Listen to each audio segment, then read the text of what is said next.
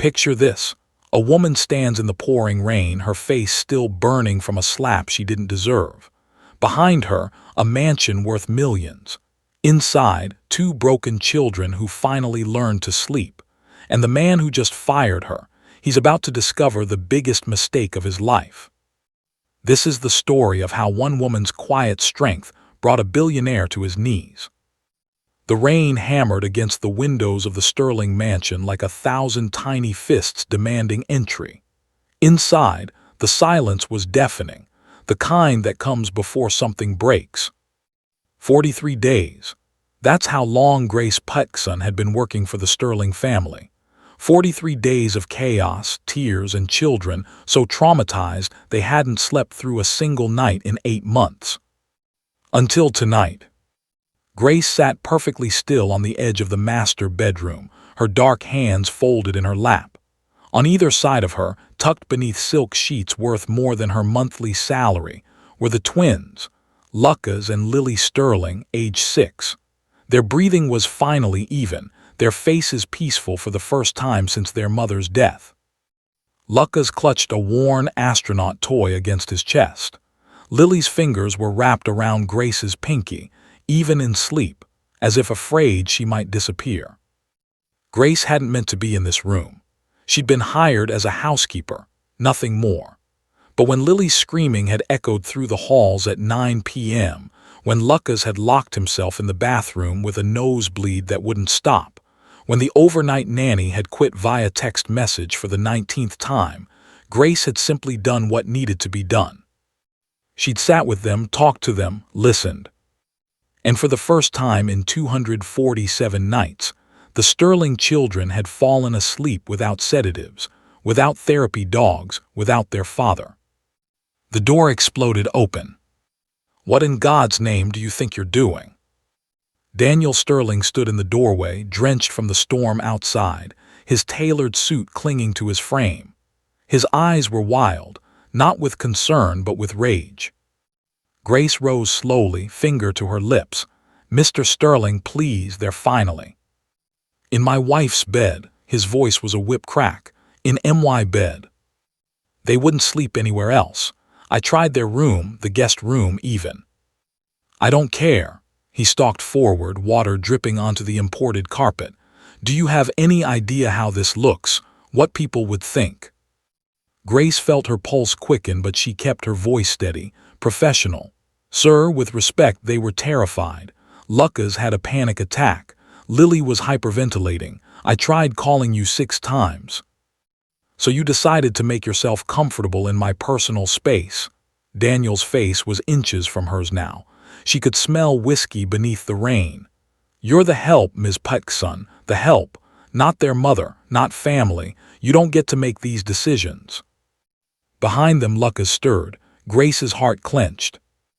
"I understand you're upset," she said quietly, "but if we could discuss this downstairs." "I want you out." Daniel's hand shot up. The slap echoed like a gunshot. Grace's head snapped to the side, pain exploding across her cheekbone. For a moment, the world tilted. She could taste blood where her teeth had cut into her inner lip. She didn't cry, didn't scream, didn't even touch her face. She just looked at him. And in that look was something Daniel Sterling hadn't seen in years. Disappointment so profound it was almost pity. "Pack your things," he said, his voice hollow now, as if he'd heard the crack of his own hand and couldn't quite believe it. "You're done here."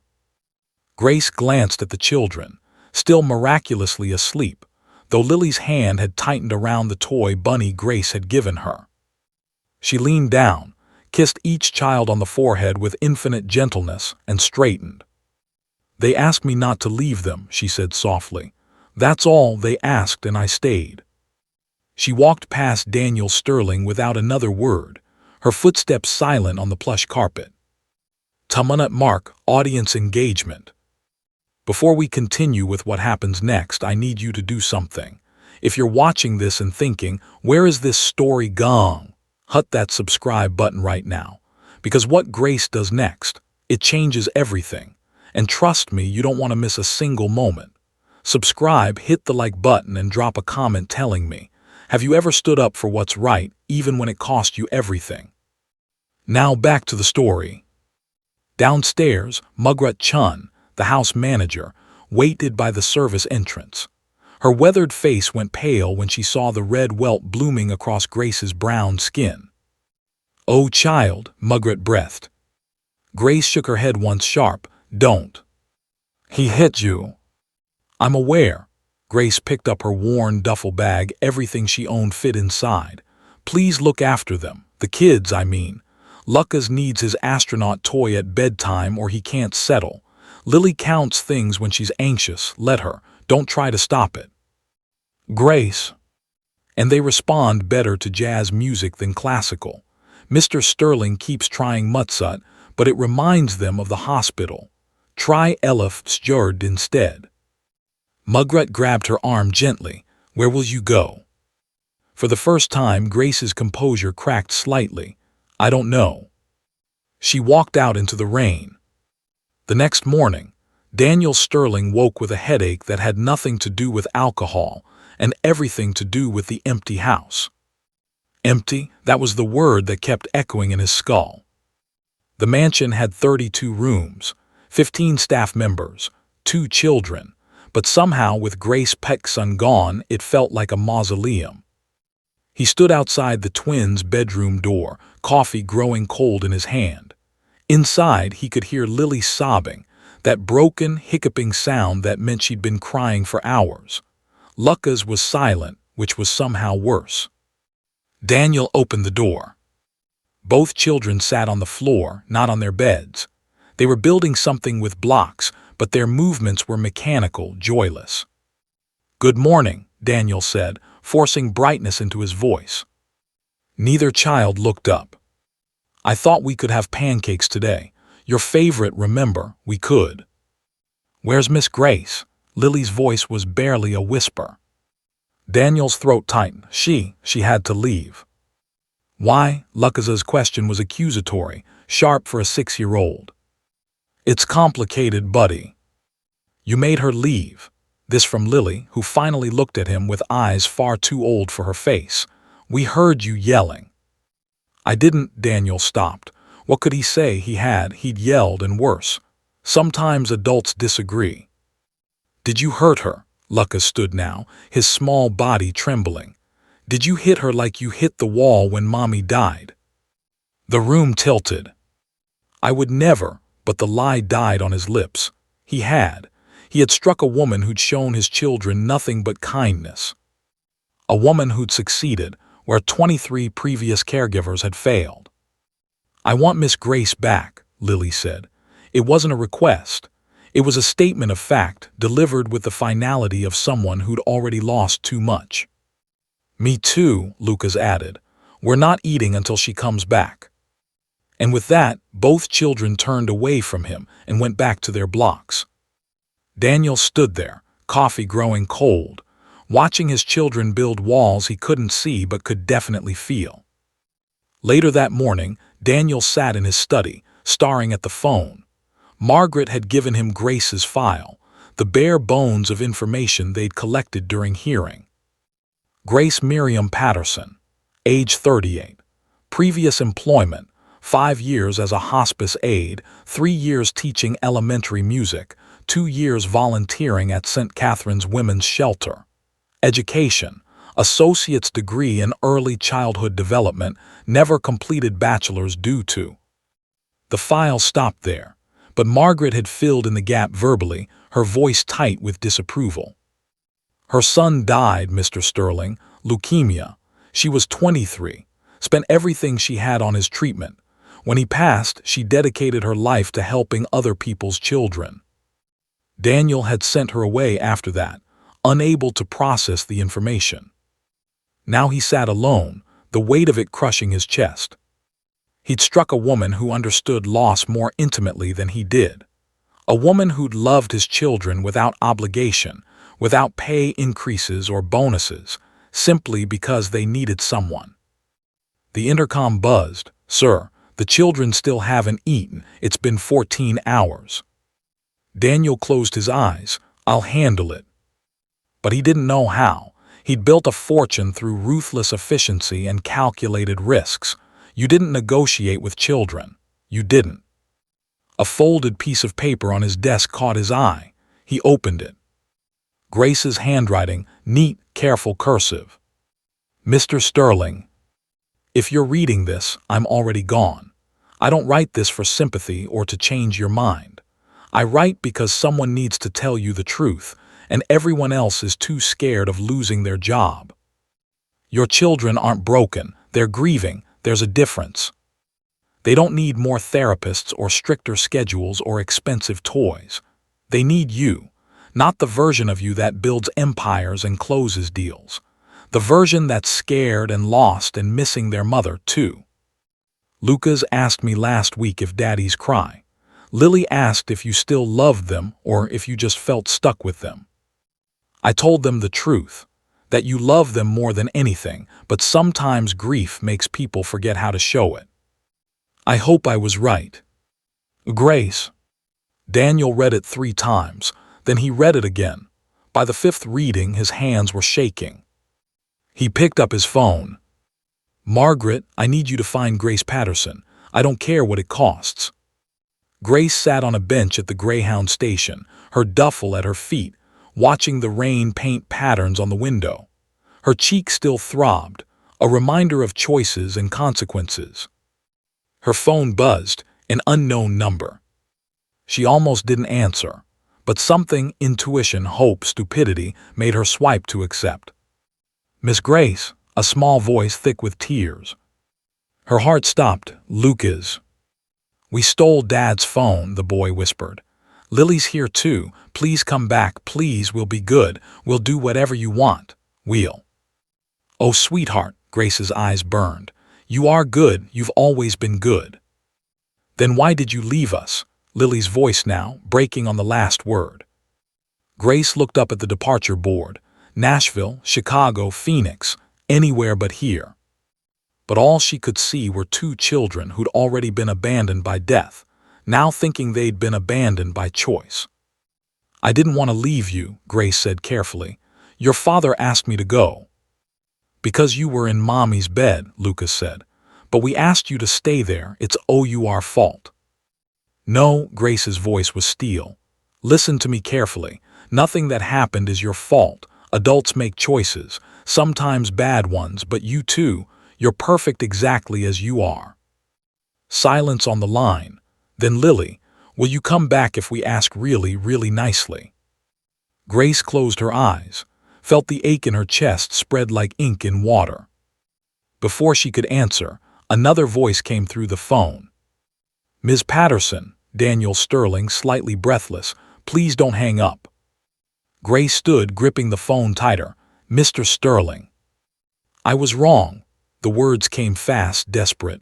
About everything. About you, about what happened, about I struck you. I put my hands on you in anger and there's no excuse for that. None. Grace waited. I'm not calling to explain or justify, I'm calling to beg. My children haven't eaten in 14 hours. They won't speak to me. There. His voice cracked. They're slipping away and I don't know how to reach them. But you do. You did. And I destroyed that because I was scared and angry and grieving, Grace finished quietly. That's not an excuse. No, she agreed. It's not, but it's a reason. Another pause. Then Daniel, I'll understand if you say no. I'll pay whatever severance you want. I'll give you a reference that will open any door in the city. Just please, please tell me what I can do to make this right. Not for me, for them. Grace looked at the departure board again. Looked at her reflection in the rain-streaked window, a woman who'd lost everything once and built herself back up from nothing. She thought about 2 children learning that abandonment was normal, that care was conditional, that love left. I have conditions, she said finally. Daniel's exhale was audible. Anything. First, this never happens again. You never raise your voice to me in front of those children and you never raise your hand. To anyone, clear. Crystal. Second, I'm not the help anymore. If I come back as their advocate, their voice when they can't speak. That means sometimes I'll tell you things you don't want to hear. Understood. Third, Grace hesitated. You start therapy. Real therapy, not corporate coaching disguised as mental health. You're drowning, Mr. Sterling, and your kids are watching you sink. Silence stretched so long she thought he'd hung up. Then, okay. Okay. Whatever you think they need, whatever you need, just come back. Grace picked up her duffel bag. I'll be there in an hour, but Mr. Sterling, if you ever make me choose between their well-being and your ego again, I walk, and next time I don't come back. You won't have to choose, Daniel said. I promise. Grace ended the call and walked back out into the rain.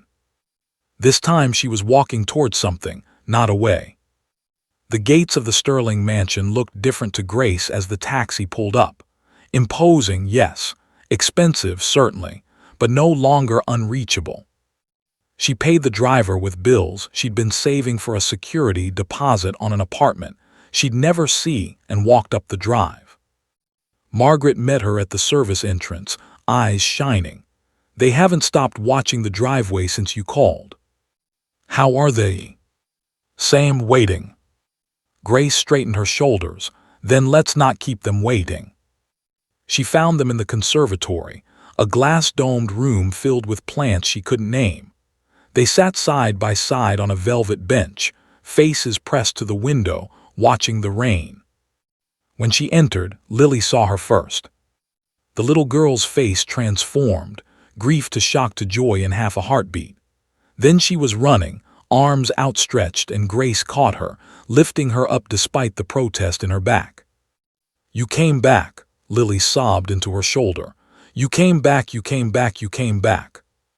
Lucas was slower, more cautious. He approached like he was afraid she might disappear if he moved too fast. Grace knelt, one arm still around Lily, the other extended to him. Hey, astronaut. You left, he said. His voice was flat, protective armor against more hurt. I did, Grace agreed. But not because I wanted to, and I'm back now because I want to be, if you'll have me. Dad made you go. Yes. Will he make you go again? Grace met his eyes, so like his father's but clearer, more honest. He promised he wouldn't, and if he tries, I'll fight harder to stay.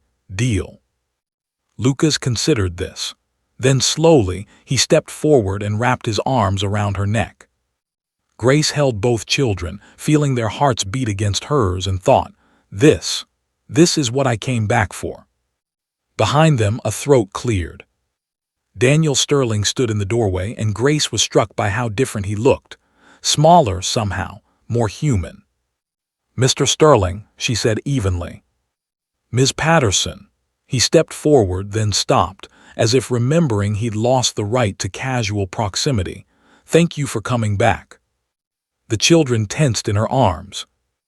Grace stood slowly, keeping one hand on each small shoulder. We need to talk, the four of us.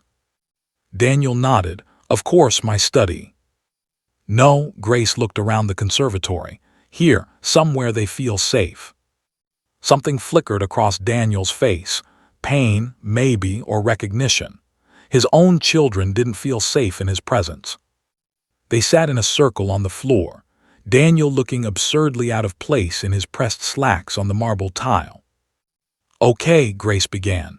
We're going to set some new rules for everyone. Lily perked up, even Dad. Especially Dad. Grace pulled out a small notebook. First rule, no more secrets. If something is wrong, we talk about it. No yelling, no storming off. We use words. She looked at Daniel. He nodded. Second rule, bedtime is sacred. That means unless there's an emergency from 7 p.m. to 8 p.m., Dad is here. Not on calls, not in meetings. Here with you too. Lucas's eyes widened. Every night. Every night, Grace confirmed, then glanced at Daniel. Correct. Daniel's jaw worked. I have a board meeting most Tuesdays at 7:30. Then move it. Grace's tone was gentle but immovable. Or decline it, your choice. The room held its breath. Finally, Daniel said, I'll move it. Lily actually smiled. Third rule, Grace continued. We honor feelings in this house. If you're sad, scared, or angry, you're allowed to say so. No one gets punished for having emotions. She paused. That goes for all of us, including you, Mr. Sterling. Daniel looked at the floor. I'm not good at that. I know, Grace said. That's why we're starting now. Lucas, Lily, can you each tell your dad one thing you've been afraid to say? Both children looked terrified. I'll start, Grace offered. Mr. Sterling, I was hurt when you didn't believe me, and I was scared that I'd let these kids down by leaving. Daniel met her eyes. You didn't let them down, I did. Lucas took a breath. I'm scared you're going to forget about us like you forgot about Mom. The words hit Daniel like a physical blow. Lucas, I could never. You took down all her pictures, the boy continued, voice shaking. You don't say her name, it's like she never existed. Daniel's hands were trembling now. I took them down because looking at them hurt too much. It hurts us too, Lily burst out, but we still want to remember her. And there it was, the wound beneath the wound. Grace placed a hand on Daniel's shoulder. He flinched, then steadied. It's okay, she said quietly. This is what healing looks like, it's messy. Daniel looked at his children, really looked at them, maybe for the first time in months. You want the pictures back up? Both nodded. Okay, his voice was rough. Tomorrow we'll put them back up together, and you can tell me stories about her, the ones I'm too scared to remember. Lily crawled into his lap, tentative, testing. When he wrapped his arms around her, she melted into him. Lucas stayed where he was, but the armor in his expression had cracked. One more thing, Grace said. Mr. Sterling, the children need to see you cry. Daniel's head snapped up. What? They think you don't miss their mother because you never break down. They need to know it's okay to fall apart sometimes. I can't, Daniel stopped. I'm their father, I have to be strong. You have to be human, Grace corrected. Strength isn't pretending you're not in pain, it's admitting you are. Daniel was quiet for a long time. Then slowly, his shoulders began to shake. Lily looked up at him, eyes wide. Daddy. I miss her, Daniel choked out. God, I miss her so much I can't breathe sometimes. And then he was sobbing, deep, wrenching sounds that seemed to come from the core of him. The children stared, shocked, until Grace gently nudged Lucas forward. It's okay, she whispered. Go to him. Lucas crawled over and wrapped his arms around his father's neck. Lily was already there, and Daniel held them both, crying for the first time since his wife's funeral, finally letting them see his broken pieces. Grace watched from a respectful distance, her own eyes wet. This, she thought, this is what love looks like when it stops pretending. The next morning, Grace woke to find a note slipped under her door. Ms. Patterson, I've cleared my schedule for the day. If the offer still stands, I'd like to begin therapy this afternoon. I've also instructed Margaret to move your belongings to the guest suite in the main house.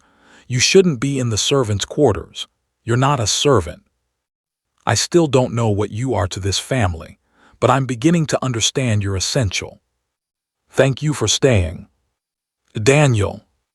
Grace folded the note carefully and tucked it into her journal.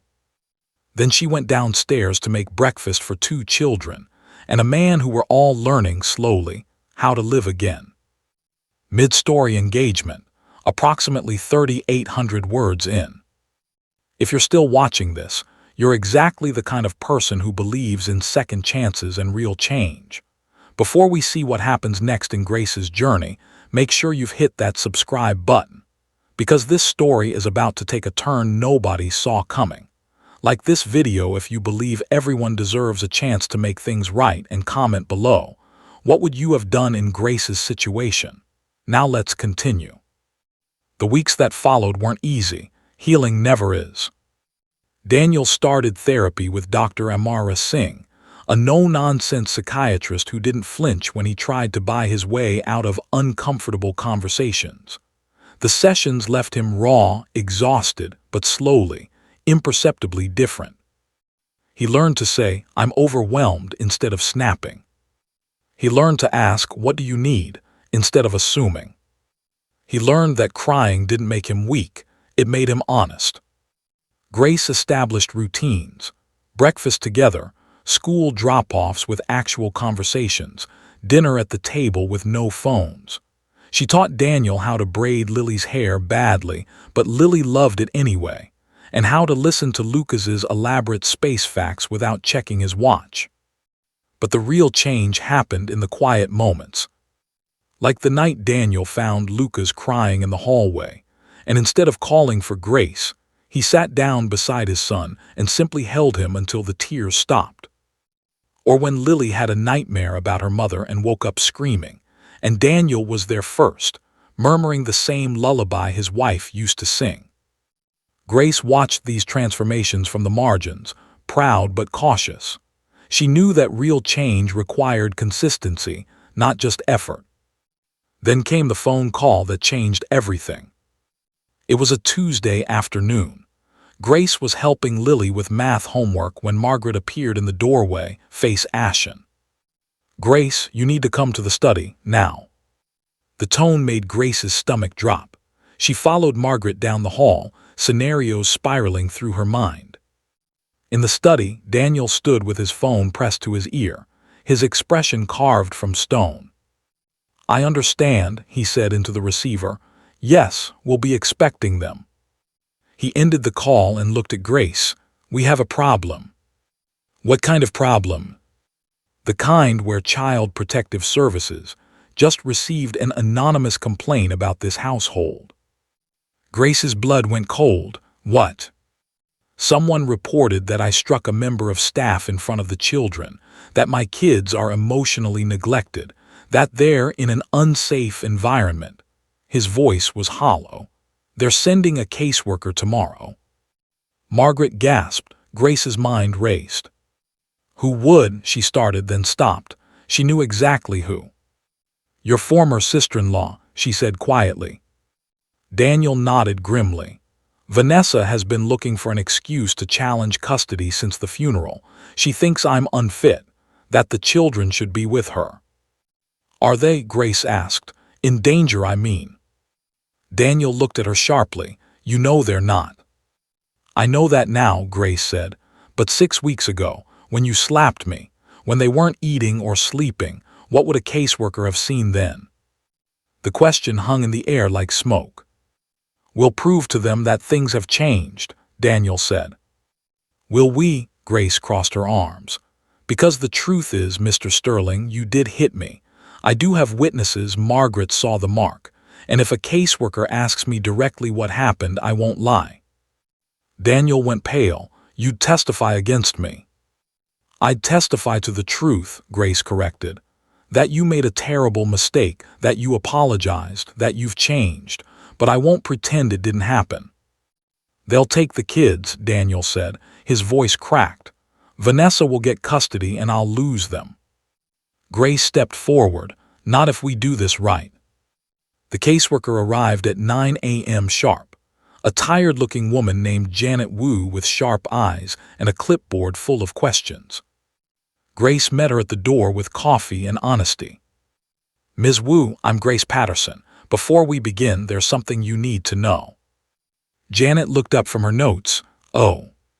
6 weeks ago, Mr. Sterling struck me during a heated argument. I have witnesses. I'm not hiding it, and neither is he." Janet's expression didn't change, but she wrote something down. "I see. And you're still employed here because—" "Because people make mistakes," Grace said. "And because his children need him, not a different set of strangers who think money can replace love." "That's quite a statement from someone he assaulted." "It is," Grace agreed. "But I'm not here for him. I'm here for Lucas and Lily. And what they need is their father, the man he's becoming, not the man he was." Janet studied her for a long moment. "Where are the children now?" "In the kitchen with their father, making pancakes, badly but together." As if on cue, a shriek of laughter echoed from the kitchen, followed by Daniel's voice. Lily, that's the ceiling, not the pan. Janet followed Grace toward the sound. In the kitchen, chaos reigned. Flour dusted every surface. Lucas wore more batter than the bowl contained. Daniel had a smear of chocolate on his cheek and was laughing, genuinely laughing, as Lily tried to flip a misshapen pancake. They looked, for all the world, like a family. Janet watched them for several minutes before clearing her throat. Daniel turned, smile fatting when he saw the clipboard. "Ms. Wu, thank you for coming." "Mr. Sterling," Janet's voice was professional neutral, "I need to speak with the children, alone." Grace saw Daniel's jaw tighten, but he nodded. "Of course. Lucas, Lily, this nice lady needs to ask you some questions. Can you help her out?" Both children looked at Grace first. She nodded encouragement. "Okay," Lucas said uncertainly. For the next hour, Janet interviewed the twins in the conservatory, while Grace and Daniel waited in excruciating silence. Finally, the door opened. Janet emerged, her expression unreadable. "Mr. Sterling, Ms. Patterson, may I speak with you both?" They followed her to the dining room. Janet arranged her notes carefully before speaking. "I've reviewed the complaint, spoken with the children, observed the household." She paused. "And I have to say, this is one of the more complicated cases I've encountered." Daniel's hands clenched beneath the table. "The complaint alleges ongoing abuse, neglect, and an unsafe environment," Janet continued. "But what I observed today doesn't match that description. Your children are well-fed, clean, engaged. They speak freely. They show appropriate attachment." "But," Grace prompted, hearing it in her tone. "But the incident Ms. Patterson disclosed is concerning. I have a responsibility to determine if there's a pattern of violence." "There isn't," Daniel said firmly. "It was one moment of terrible judgment, one I've been in therapy to address ever since." Janet made a note. "I'll need to verify that with your therapist." "Dr. Amara Singh," Daniel said. "I'll have her contact you today. I'll also need to speak with other staff members. And Ms. Patterson, I'll need a formal statement from you." Grace nodded. "Of course." Janet closed her folder. "I'll be honest with you both. If this were 6 weeks ago, based on what you've described, I might have serious concerns. But children don't fake the kind of security I saw in that kitchen. They don't laugh like that with someone they're afraid of." She stood. "I'll file my report by end of week. Barring any additional evidence, I'll be recommending the complaint be closed with mandatory follow-up visits." Daniel sagged with relief. "Thank you." "Don't thank me yet," Janet said. "Because if I find out things have reverted, if there's any indication those children are at risk, I'll remove them so fast you won't have time to call your lawyer. Understood?" "Understood," Daniel and Grace said in unison. After Janet left, Daniel turned to Grace. "You could have ruined me." "No," Grace said. "You could have ruined yourself. I just told the truth." "Why?" His voice was raw. "After what I did, why help me?"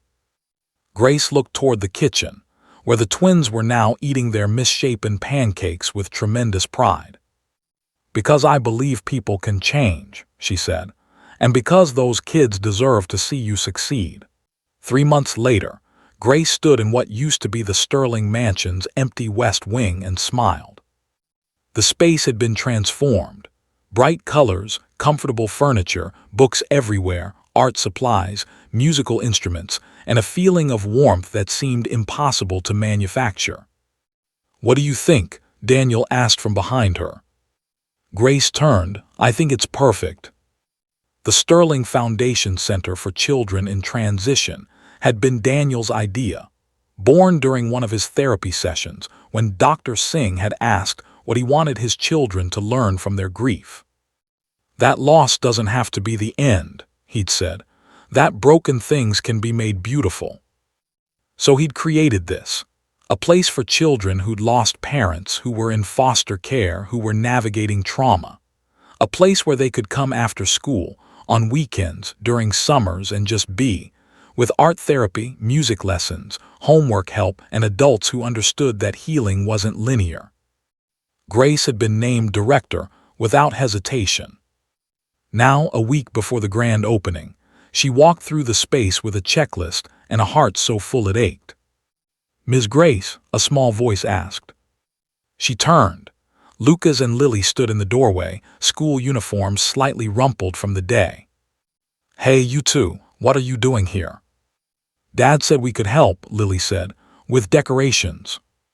Grace glanced at Daniel, who shrugged. They insisted. For the next hour, the four of them hung art created by the pilot program's first students, paintings and drawings that showed pain and hope in equal measure. As Grace secured a particularly beautiful piece, a phoenix rising from ashes, Lucas spoke quietly beside her. "Miss Grace, can I ask you something?" "Always." "Why did you come back? I mean, really. Dad says it's because you're good, but good people leave all the time." Grace climbed down from the ladder and knelt beside him. "You're right. They do. But I came back because you asked me to, and because I'd already lost someone I loved, and I couldn't stand watching you lose someone who chose to stay." Lucas processed this. "Your son."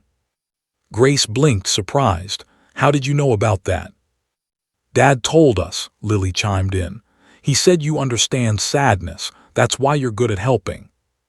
Grace glanced at Daniel, who looked away, suddenly fascinated by a painting of a tree.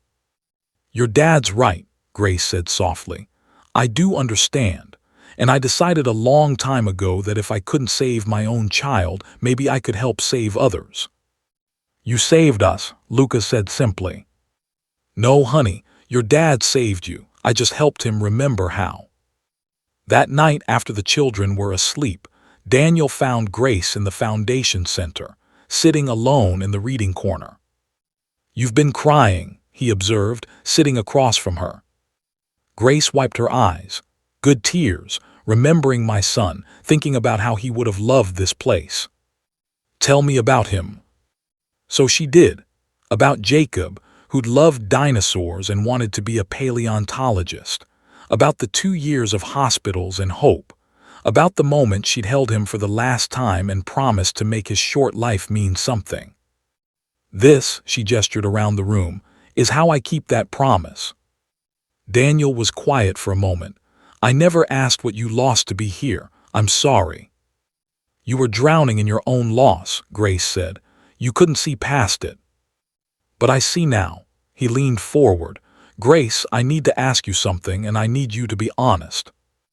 "Always." "Do you regret coming back? After everything, the slap, the investigation, the judgment?" Grace considered. "I regret that it happened, but I don't regret staying. Your kids needed me. You needed me even if you couldn't admit it." "I need you still," Daniel said quietly. "Not just as an employee or the foundation director, as," he stopped, seeming to struggle with words, "as family." Grace's breath caught. "Daniel." "Wait." He pulled papers from his jacket. "I've been working with my lawyer. These are co-guardianship documents. If anything happens to me, you would have legal custody of Lucas and Lily, full parental rights." Grace stared at the papers, unable to speak. "You don't have to answer now," Daniel continued quickly. "But I wanted you to know that you're not temporary in their lives, or mine. You're permanent, if you want to be." Grace's hands trembled as she took the papers. "Why?" "Because you're the one who stayed when staying was hard," Daniel said. "Because my children sleep through the night now. Because when Lucas scraped his knee yesterday, he ran to you first, and that didn't make me jealous. It made me grateful." He paused. "Because you taught me that family isn't about blood, it's about who shows up." Grace read through the documents, tears streaming freely now. At the bottom, 2 lines awaited signatures, Daniel's and hers. "Yes," she whispered. "Yes, I'll sign." The foundation's opening day arrived with sunshine and a crowd Grace hadn't expected. Parents, children, community leaders. They filled the space with noise and hope. Lucas and Lily served as official greeters, wearing matching shirts that read, Everyone belongs here in rainbow letters. Janet Wu appeared midway through the event, clipboard exchanged for a casual smile. She pulled Grace aside. "I'm here off the record," she said. "But I wanted to tell you, in 20 years of social work, I've rarely seen a family transform the way yours has." "We're not technically," Grace started. "Yes, you are," Janet interrupted. "Maybe not on paper yet, but in every way that matters. Those kids have 2 parents now. Own it." After she left, Daniel took the small stage to give a speech. But before he could start, Lucas tugged his sleeve. "Can Miss Grace come up too?" the boy asked into the microphone. The crowd murmured. Daniel looked at Grace and extended his hand. She climbed the steps, heart pounding. Daniel cleared his throat. "6 months ago, I was a man who had everything except what mattered. I had wealth but not wisdom, control but not connection, and 2 children who were drowning because I didn't know how to swim." He looked at Grace. "This woman saved us, not with fancy credentials or expensive therapy techniques. She saved us by showing up, by staying, by refusing to let us disappear into our grief." His voice thickened. "Today, we're opening this foundation in honor of 2 people. My late wife Rebecca, who taught me that love means being vulnerable, and Grace Patterson's son Jacob, who taught his mother that legacy is measured in lives touched, not years lived." The audience applauded. Grace felt Lily slip a hand into hers. "This center exists for every child who's lost something," Daniel continued. "And it exists because Grace showed me that broken families can heal if someone believes they're worth fighting for." He turned to her fully. "Thank you for fighting for us." Grace couldn't speak, so she simply nodded. Later, as the crowd mingled and children explored the space, Grace stood by the window watching Lucas teach a younger boy how to build with blocks. Beside them, Lily was showing a girl her art station. "They're going to be okay," Daniel said, appearing beside her. "Yes," Grace agreed, "they are. Because of you." Grace shook her head. "Because of us. You did the work, Daniel. You chose to change." "You gave me a reason to," he said, "and you showed me what unconditional actually means." He pulled an envelope from his pocket. "One more thing." Inside was a check, substantial, life-changing money. "This is your salary for the past 6 months, Daniel explained. "At the rate you should have been paid all along. And moving forward, you're a salaried director with full benefits, retirement, everything." Grace stared at the figures. "This is too much." "It's not nearly enough," Daniel corrected, "but it's a start." Funnel audience engagement. If you've made it this far in Grace's story, you're part of something special. Before we finish, I need you to do 3 things. Subscribe to this channel because stories like this, stories about real transformation and second chances, are what we're all about. Hit that like button if you believe people can change. And comment below telling me, what lesson hit you hardest from this story? Now let's finish this. 6 months after the foundation opened, Grace stood in a courtroom once more. But this time, it was for something beautiful. Judge Tumpton, the same judge who'd overseen the custody investigation, presided over the hearing. Daniel sat beside Grace, Lucas, and Lily between them. "Ms. Patterson," the judge began, "Mr. Sterling has petitioned for you to be granted full co-guardianship of his children, with all legal rights and responsibilities of parenthood. This is highly unusual given you're not married and not biologically related to the children." "I understand, Your Honor," Grace said. "The question I must answer is this in the children's best interest?" Judge Tumpton looked at Lucas and Lily. "Would you two like to say something?" Both children nodded. Lucas spoke first, voice steady. "Miss Grace is already our mom. Not like our real mom, nobody can replace her, but she's the mom who's here now. She tucks us in and knows when we're sad without us saying. She makes the sadness less scary." Lily added, "She says we're her heart kids. That means we live in her heart even though we didn't grow in her tummy. Judge Tumpton's expression softened. She reviewed the documents, the therapy reports, the testimony from Dr. Singh, Jimt Wu, even Mugrut. I've seen a lot of families in this courtroom, she said finally, and I've learned that the best ones aren't always the traditional ones. They're the ones where everyone chooses each other, every single day. She signed the documents. Co-guardianship granted, congratulations. Grace's hands shook as she signed her name for the last time. When she looked up, Daniel was crying. Thank you, he mouthed. Outside the courtroom, Lily threw her arms around Grace's waist. Does this mean you can never leave? Grace knelt down. It means I'm your family now, legally, officially, forever. Good, Lucas said, because we already told everyone at school you're our bonus mom. Bonus mom, Grace repeated, smiling through tears. I like that. That evening, they celebrated at the house, the home that had once felt like a mausoleum, but now rang with laughter. Mugrut made her famous chocolate cake. Harold taught the twins a card game. Dr. Singh stopped by with flowers. And for the first time since Rebecca's death, Daniel pulled out the old photo albums. Together, all four of them, they looked through pictures of a woman the twins were starting to forget. Tell us again about the time Mom got lost in the aquarium, Lily asked. Daniel laughed. She followed the wrong school group for 20 minutes and didn't realize until she ended up in the gift shop. What was her favorite song? Lucas wanted to know. Somewhere Over the Rainbow, Daniel said. She used to sing it terribly off-key. Grace watched, silent, as father and children wove new memories from old ones. This was her role now, not to replace, but to hold space for all the love that had come before and all that would come after. Later, after the twins were asleep, Daniel found Grace on the terrace. Thank you, he said simply, for everything. You've thanked me enough, Grace replied. We're even. We're not, Daniel said. I struck you, fired you, doubted you, and you stayed anyway.